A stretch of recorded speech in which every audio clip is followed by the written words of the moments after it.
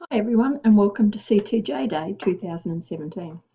We're using CTJ Day as an opportunity to revisit some of the assessment tools in use across the diocese for the assessment of reading, and in particular PM benchmarking and probe. As well as this, we'll take the opportunity to check in on how we are currently assessing reading for reporting purposes. Here are the learning intentions for the two sessions we are operating today. The first session, we hope it will confirm or refine your current practices in using PM and probe reading assessments. The second session will be around developing a common understanding of how these assessment tools are linked to the Australian curriculum and therefore linked to A-to-E reporting. Okay, let's begin by focusing on the two core reading assessment skills within the system, that is PM and probe. Both of these assessment tools are designed to assess students' decoding and comprehension skills. If you recall, there are 4 key resources or practices that all readers need to master if they are to become successful readers: code breaker, meaning maker, text user, and text analyst. The decoding skills and reading behaviours being assessed within the reading assessment tools are related to the code breaker, whereas the comprehension skills that are being assessed through the questioning are related to the meaning maker. Just a reminder that students are being assessed using PM benchmarking up until level 20 and then on to probe. This is because probe is a far more comprehensive comprehension tool. Option 1 is the option for probe assessment tool. If you have the manual for probe at your table, you'll find the directions for probe 1 for the option 1 are clearly stated on pages 17 to 19, and it is key when administering the assessment you clearly understand all the parameters around the delivery. We will revisit some of these today, but these pages should be read and clearly adhered to if the assessment is to be administered in a rigorous and valid manner. The guidelines for PM benchmarking are clearly outlined in the reading assessment requirement booklets on page 21 and 22. The reading behaviours that these tools assess are captured here in this list. And we can listen for these behaviours at any time when we listen to a student read. What the list gives us is the knowledge of what to listen for and what to look for. We will carefully explore each one of these. Fluency has 3 components: accuracy, rate, and prosody.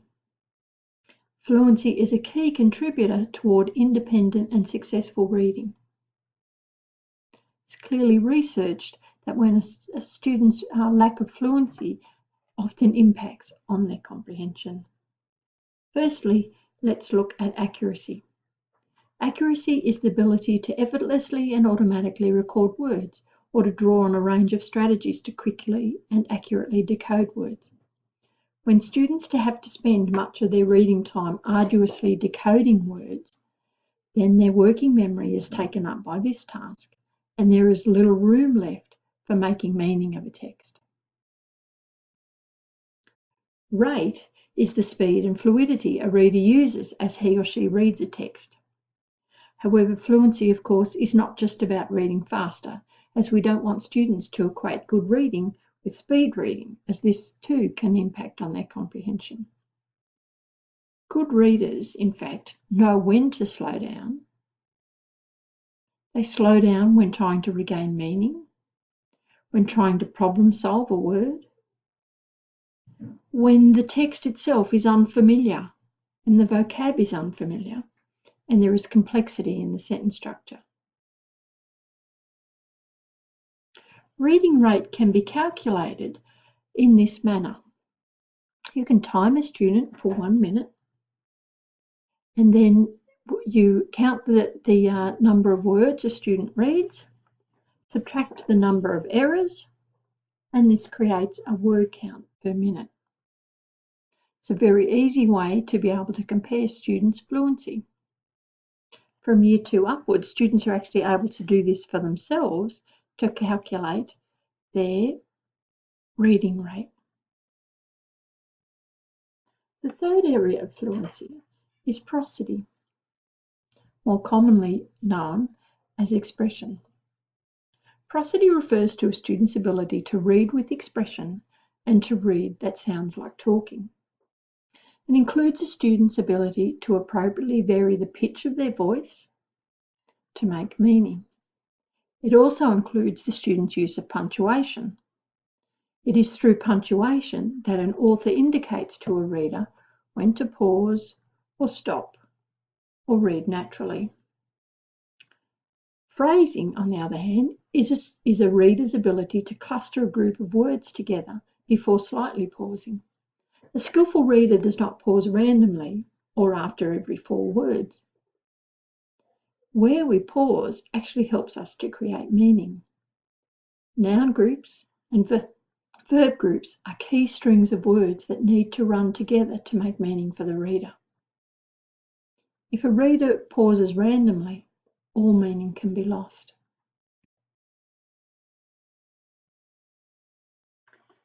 In PM, on the record sheet, fluency is outlined with these 4 gradients.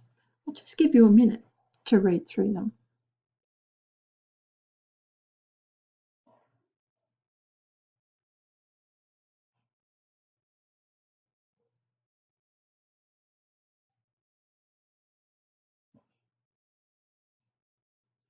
This list gives us a bit of an outline of how students move from highly fluent to word by word.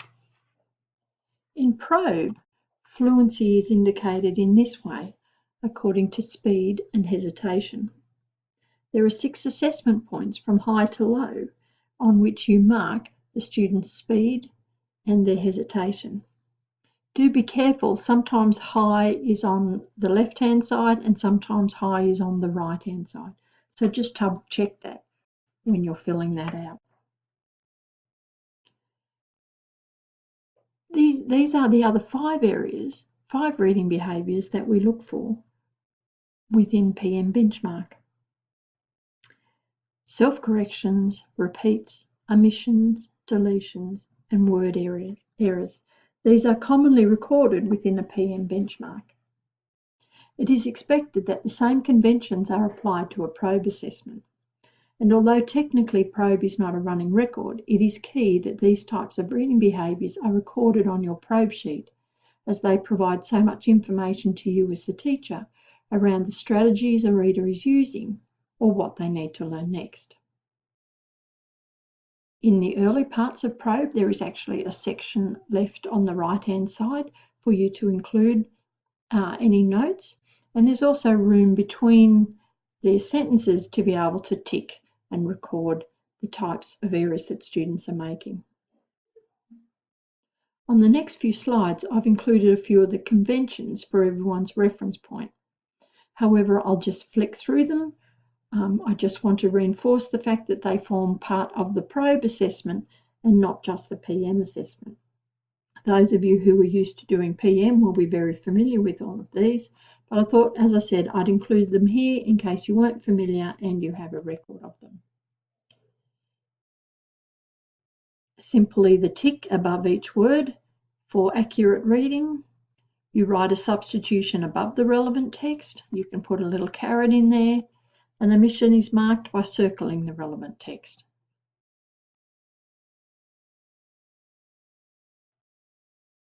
A T is marked above a word where the teacher needs to tell them the word. Repetitions are marked with an R, multiple repetitions, and a repetition of a repeated section. And then finally, self-corrections and pauses can be marked with a double line. MSV.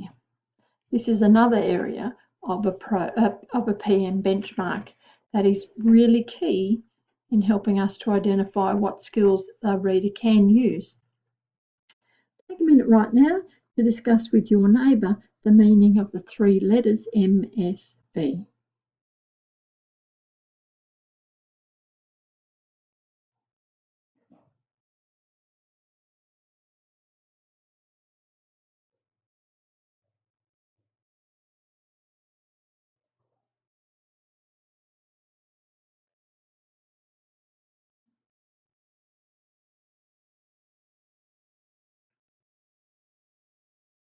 Okay, how was your memory? We really do need to ensure that we have committed these 3 types of errors to our memory. M stands for meaning. That is the error that the student makes at that point of time. Do they maintain the meaning of the sentence? S is for structure. Does the error fit the structure of the sentence? An example here would be, have they put in a noun for a noun or a verb for a verb? This does become tricky in relation to verbs because sometimes students do put a verb in for a verb, however they put the wrong verb form, came instead of come. This still needs to be identified as an error, but you need to identify that the student knows that it must be a verb, but it's a tense error that their issue is, or that's the irregular form of the verb that the issue is. B stands for visual. And remember, this is an area that we have been confused in the past. We think visual means looking at the images, whereas in fact visual means looking at the visual clues, the graphophonics in the letters in front of them.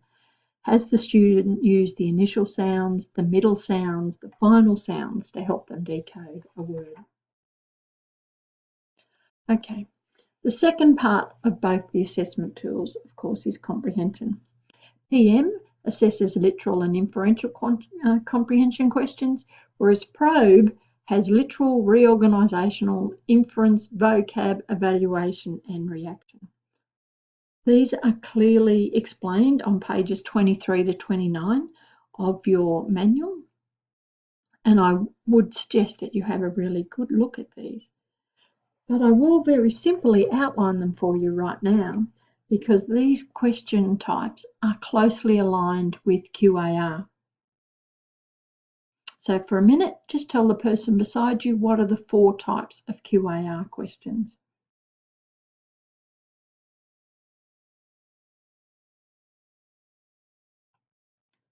Okay, literal questions within probe are questions where we're finding the answer is identified clearly in a single sentence. Reorganisational questions are ones where the reader needs to piece together 2 adjacent sentences or 2 pieces of information that are scattered throughout the text. Think and search.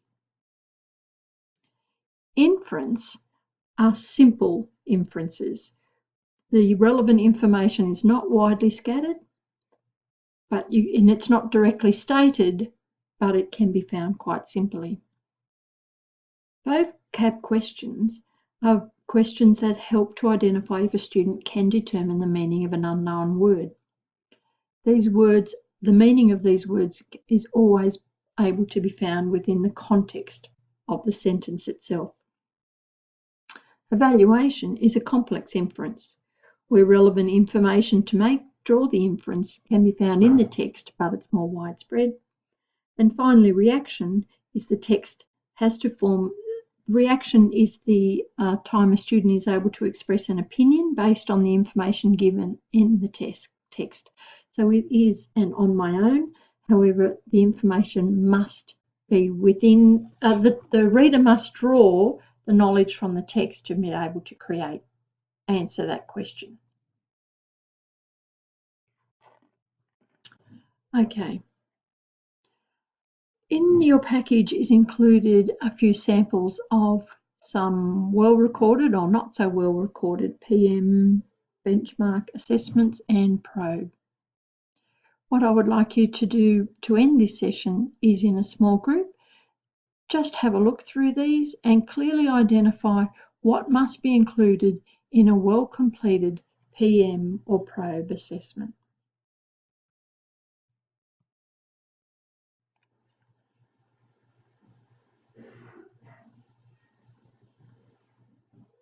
Someone might pause the video now or close it off while you complete that task, and the second session will be in a separate video.